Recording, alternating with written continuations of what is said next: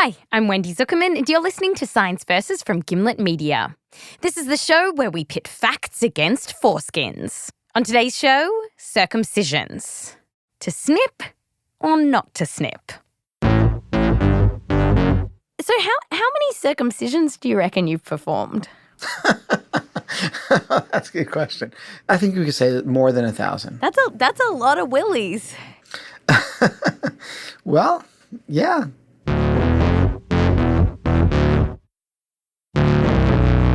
And the man trimming all those willies is Dr. Andrew Freedman, a pediatric urologist at Cedars-Sinai Medical Center in Los Angeles. And when it comes to circumcisions, Andrew has heard it all.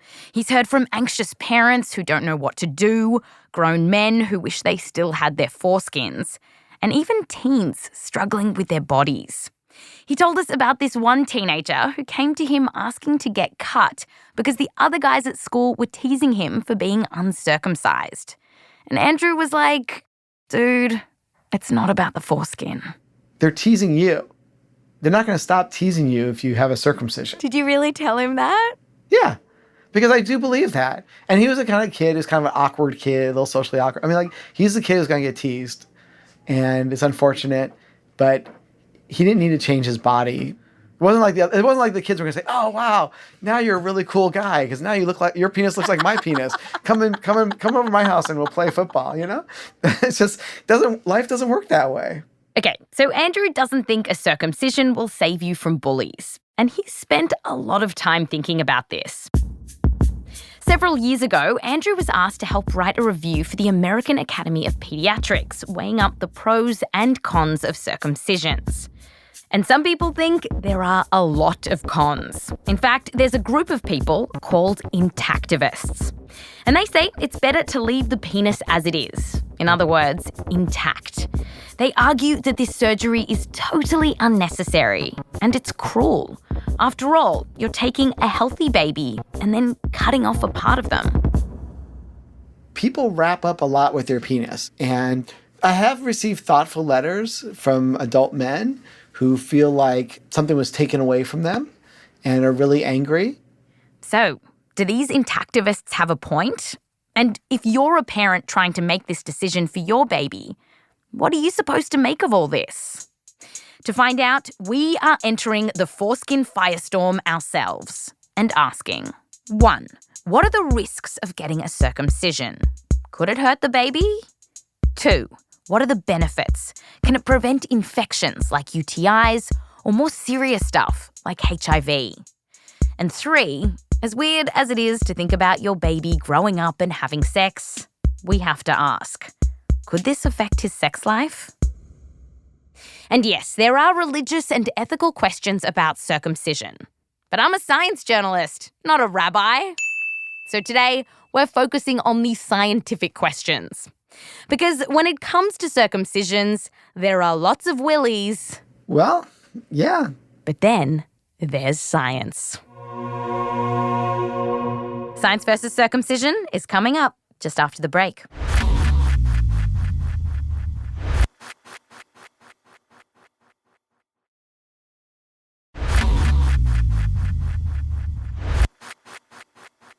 Welcome back. So, people have been cutting off foreskins for ages, millennia even, all around the world. But in the United States, circumcisions didn't become widespread until around the turn of the 20th century, where some doctors began to promote it as a sort of cure-all for all kinds of health problems. They even said it would stop boys from masturbating.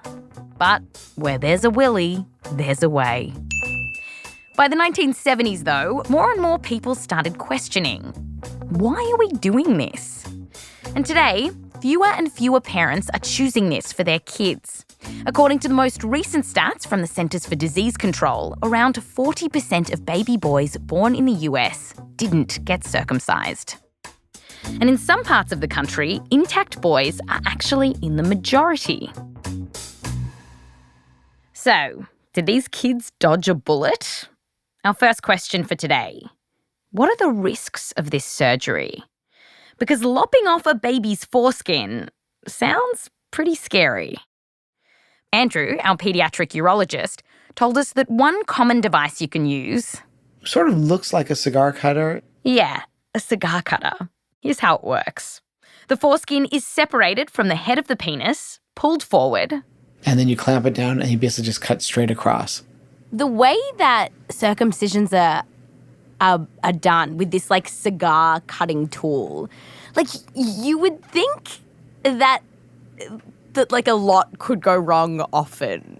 You know, it seems like it's like there's like a little penis and a little foreskin, and then you have a sharp knife near it all. Can you cut off the penis? Okay. Having been in practice for 20 years, I've seen this 3 times, okay, in 20 years. And in all of those cases, the penis wasn't lopped off. It had just been clipped a little. Did you do it those 3 times? No. Andrew says he was called in to fix these mistakes. And he says that these cases are, of course, awful, but they're also very uncommon. It's a bad thing. It shouldn't happen. But I'll acknowledge it happens, but it's very, very rare. And the data backs up Andrew. A recent paper looked at almost 1.5 million circumcisions and found 3 cases of clipped penises. There are other risks like bleeding and infections, but overall, the risk of a serious complication is less than 0.5%. Andrew does acknowledge, though, that this isn't fun for babies. Is it painful for a baby to get a circumcision? Yes, it is painful. People just need to be honest about this. It's painful. Andrew says the pain can be managed with a local anaesthetic, so for the most part, it's thought to not be a big deal. Conclusion. In terms of the immediate risks for your baby boy, a circumcision can hurt, but the serious stuff is extremely rare. Still, why risk it at all? What are the potential benefits of cutting off the foreskin? Well, that brings us to our second question. Can circumcisions reduce the risk of getting an infection? With the foreskin on, there's this idea that the flappy bit makes a nice home for the gunk in your junk. Get rid of the flappy bit, get rid of the gunk. In truth, it's more complicated. It's not like it's necessarily dirty down there, but getting a circumcision can actually protect you from some infections. And that's partly because the foreskin can kind of shuffle in bacteria and viruses. The first time this might matter is when a baby is really young. Having a foreskin makes them more likely to get a urinary tract infection. And it is a real effect. Kids with foreskin had about an 8 to 10 times higher risk of getting a urinary tract infection in their first year of life. UTIs can be painful for the baby, and in the worst case scenario, the infection can spread to other parts of the body. Andrew told us, though, that these infections don't happen very often. Even if you have a foreskin, only about 1% of intact babies will get these infections. Another way to wrap your head around these stats is to ask, how many circumcisions do you have to do to stop one willy getting one urinary tract infection? You have to do like 100 circumcisions to prevent that one infection. That's a lot of foreskins being sacrificed to the god of UTIs. Yeah. So it meant that you had to do an awful lot of circumcisions to prevent every infection. And maybe the god of UTIs doesn't deserve our foreskins, because these infections usually aren't that scary, and healthy kids can be treated and recover quickly. But what about infections that are a lot more serious? So when these babies grow up and start having sex, can circumcisions protect them from sexually transmitted diseases, like HIV? We talked through this with another doctor, Godfrey Kigozi. Godfrey is the Director of Research at Rakai Health Sciences Program in Uganda, and he's been studying HIV and circumcisions for more than a decade. Now, talking to men about their penises was something that Godfrey never expected he would do. But now, he does it all the time. Yes, and sometimes I joke with them and say that I have a machine that can scan you to see if you're circumcised. No, I'm joking. Godfrey's path to studying circumcision started back in the 1990s when HIV was spreading across Uganda, and it was really scary. Around 1 in 10 adults in the country had the virus. 1 in 10. Oh, it was a terrible feeling because there was no medication that could help at all, and we really felt very helpless, and it was so bad. It was so bad. Medicines to treat HIV did exist, but they weren't widely available in Uganda, and scientists were desperately searching for solutions. Godfrey remembers this one day in the midst of the crisis when he was in a boardroom and another researcher said, "Hey, we're finding this weird thing. Men who have a circumcision seem to have a lower risk of getting HIV." And then the researcher asked, "So to stop this disease from spreading, should we start giving out circumcisions?" And of course, everybody in the boardroom laughed because everybody thought he was joking. And why did you think it was a joke? It sounded weird a bit at the start. Of course, if there was anything that was easier to do, would have taken that. And the reason that Godfrey would have gone for anything else was because he knew this was going to be a really hard sell. Testing the idea would mean convincing people, grown men, to get circumcisions. But Godfrey and his team must be pretty persuasive because they ended up recruiting more than 2,000 men to get circumcised. Then they followed them for 2 years, comparing them to a group of men who weren't circumcised. And in 2007, they published their results. Men who were circumcised actually had more than 50% reduction in chances of acquiring HIV. More than 50%? Yes. And what did you feel? Like, what were you thinking at that time when you got those results? My God. I was feeling like, this is it. The results were so impressive that researchers stopped the trial early because the data was so clear. Circumcisions could reduce a man's risk of getting HIV. At around the same time, 2 other trials in Kenya and South Africa found the same thing. And many public health researchers around the world got really excited about Godfrey's work and the other trials. In fact, the results of this work caught the attention of many US doctors, like our own urologist, Andrew. So the HIV is probably, from a World Health perspective, the most viable benefit to be derived from circumcision. But for Andrew, this research on HIV in Uganda doesn't give him a clear answer for parents in the US who want to know whether they should circumcise their kid or not. The question is, how does that work out in the US experience? For a child having a circumcision today to prevent HIV, it's hard to tell you, like, what, is that, in terms of saving lives, is it worth it? Because on average, in the US, many people aren't that likely to have sex with someone with HIV. And that means your circumcision has less of an opportunity to come to the rescue. This isn't true for everyone, though. According to data from the CDC, rates of HIV in the US are higher in certain communities, like men who have sex with men, which could mean a circumcision is more likely to protect you. But when it comes to men who have sex with men, things get tricky. Because here's a surprising thing. It's unclear whether circumcisions play an important role in reducing HIV infections amongst gay men.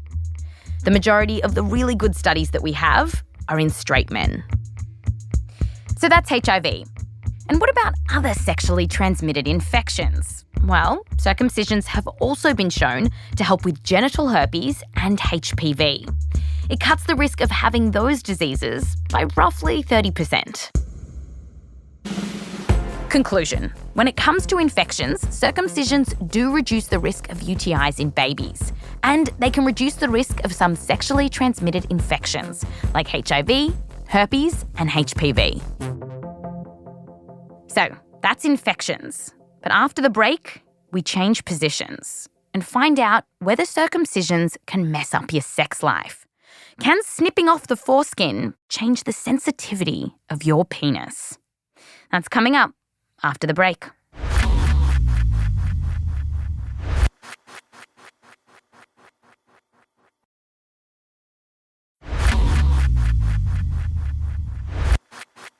Welcome back. So, circumcisions, they have some benefits. They reduce your risk of catching some infections, including sexually transmitted ones, like HIV. But now we're going to look at this idea that a circumcision could make your sex life worse. Because for most people with penises, this organ plays a really important role in having good sex. And a circumcision is literally removing a part of the penis. So how could it not affect things down there? We asked a scientist who really knows her way around a penis. Hi there. This is Caroline Pukall, a professor at Queen's University in Ontario, Canada, where she runs a lab that studies sex. And from early on, it was pretty clear that Caroline was going to grow up to be a sex researcher. When I was in high school, I sort of became the person in the group that everyone would come to talk and get advice from. And eventually it became sort of this kind of like, let's go to Caroline and ask her about sex. She seems to know a few things. And as Caroline grew up and started her career, an idea kept coming up that circumcisions obviously made sex worse for people with penises. The claim was that the skin at the tip of the penis, called the glans, hardens a bit once there's no foreskin to protect it. Yeah, and I mean, it just makes sense, right? The exposed glans penis is going to be rubbing against underwear. It's exposed to all of these different kinds of friction, like in jeans and pants. It makes sense that skin would harden and there would be lower sensitivity in men who did not have a foreskin. It made sense, but Caroline didn't just want to assume it was true. People were like, well, Caroline. I was like, I actually don't know that. And I thought to myself, if I ever get my own research lab, I would like to examine this. Caroline, of course, now has her own research lab. So, she thought, time to get to the bottom of this. Here's what Caroline and her colleagues did. They got about 60 men, half circumcised at birth and the other half still intact. And then the experiment could begin. Caroline and her team had a variety of ways of measuring whether the circumcised penis was actually less sensitive than the uncircumcised. One involved prodding penises with these poking devices. They're short, they're thick, and it's like bristles on a brush. Then she pushed the bristles into the head of their penises. So it would be like, yes, I feel that. Is it painful or not? No, it isn't. We'd go to the next one. Is it painful or not? Yes, it is. And that would be their pain threshold. And did you were men like, ouch, ouch, ouch, ouch, ouch? Like, Some men were. It has a sort of an unpleasant kind of sharp, pricky kind of feeling to it. Hey, you can't do a penis sensitivity study without poking a few penises. And here's what Caroline's team learned. We found that the penises overall of intact and circumcised men were not significantly different in terms of tactile pain, which was actually very, very interesting. Oh, wow. So, the head of the penis, that bit that spent all those years rubbing against underwear and whatnot, it was just as sensitive in the circumcised men as it was in those who still had their foreskins. We were really surprised. We were really, really surprised. And although this was just one study, we did find 2 other research papers that saw the same thing. No difference in the penis's sensitivity. In fact, the only study that we did find that reported a difference here was funded by a group that's now called Genital Autonomy America. Yeah, Genital Autonomy America, which is a group fighting for an independent autonomous nation of penises and vaginas. No, of course not. It's an anti-circumcision group. But that's not the end of the story, because Caroline and her team also tested the foreskins of the intact men, and she found that the skin there really did respond to a prod. Or as Caroline says, so the foreskin in and of itself was exceptionally sensitive to touch. Aha, so what does this then tell us about whether circumcision makes it less fun to have sex? Well, it certainly something is amiss. Through circumcision, the foreskin is being removed and it is a sensitive part of the penis. And this really sounds like circumcisions might make sex worse. But Caroline says, hold your horses. Whether that translates to sexual sensation remains to be really demonstrated through research. Caroline's experiment was such an unsexy situation. The men were in a lab, they were not erect, and they were not having sex. And sex, Caroline says, is about so much more than sensitivity you can measure with probes.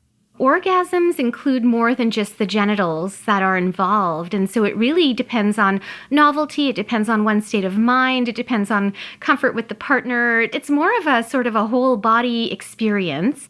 And it's not like the foreskin is sensitive in a way that you can't even imagine. Caroline found it was about as sensitive as another part of the body, the forearm. So if you flip your forearm kind of over, so you're looking at like the inside of it, we test about 4 inches below the wrist. And that area is just a very sensitive part of the body. Well, I've been having sex wrong then, haven't I? We all have been. Which really speaks, I think, to, sort of including the whole body in terms of sexual activity. Absolutely. It's like, don't ignore the forearm, go for it. So because sex doesn't boil down to this body part or that body part, Caroline's lab study can only take us so far. Another way to look at how circumcisions affect sex lives is to ask grown men who have gotten circumcisions to describe their experiences with sex before and after. And researchers have done this. And on the whole, these men report that sex doesn't change much. But everyone's experience is a little different. And that made us really curious to talk to some of these men who had had circumcisions as adults. So our producer, Rose Rimler, called up a bunch of them. I guess, tell me about your penis. Okay. Something I noticed after I had it chopped off was it was just constantly brushing up against things and it was driving me crazy. The head is just as sensitive. Everything else still feels great, but you're missing that extra surface area. Honestly, if a fairy met with me in the woods now and offered me to give me the foreskin back, I'd decline because it's been so nice. It's healed and it's actually totally fine. I think it's pretty much just as good either way. The foreskin isn't magic, in other words. Yeah, it was super cool. It was great to have it.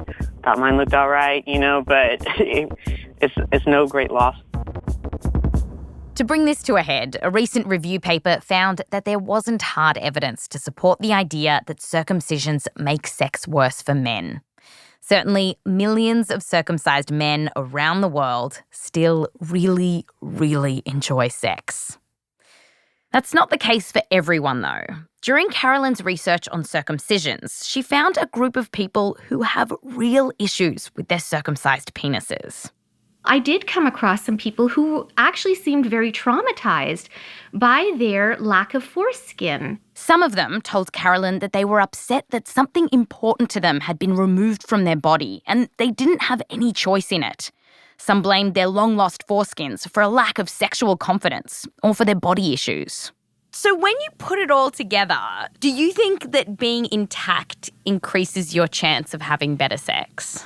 Well, I think that it doesn't usually matter, but when it matters a lot. So most people with penises don't care about their circumcision status. They don't spend a lot of time thinking about it. But if their circumcision status does matter to them, it is part of their identity. And it can affect their sexual pleasure in a way that is damaging. Conclusion. As best as science can tell, a circumcision does not make a penis less sensitive, and it's unlikely to affect a man's sex life in a big way. Still though, for a small group of men, they take their circumcisions really hard. And then it does affect their sex life. So, when it comes to circumcisions, do they stack up? 1. Are there risks to this surgery? Well, it can be painful and there can be serious complications, but they are very rare. 2. Does it reduce your risk of infections? Yes. For babies, it cuts down the risk of UTIs, but that's a rare disease anyway.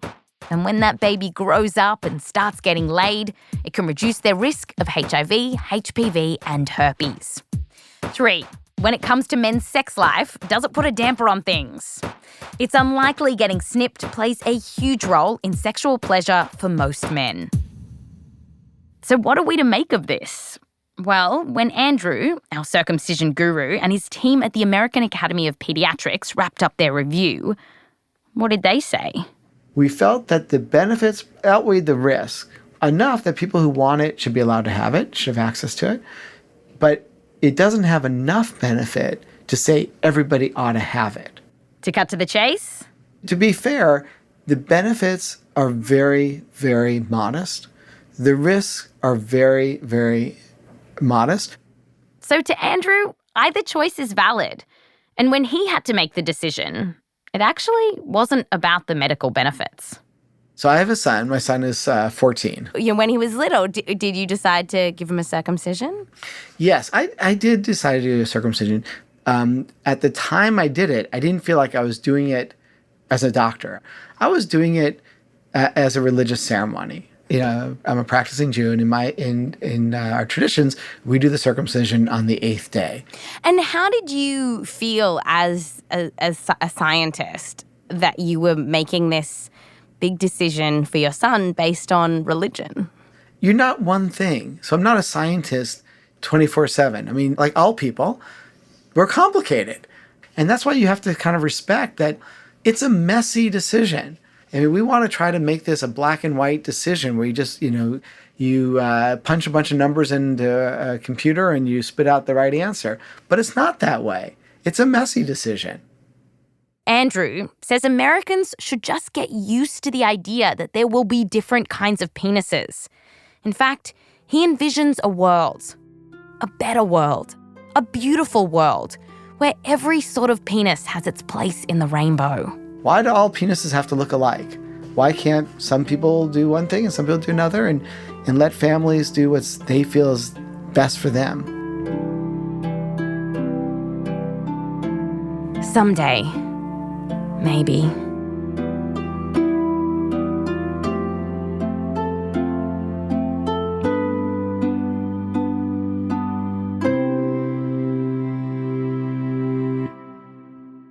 That's Science versus Circumcisions. Great. Those are our only questions. All Is there right.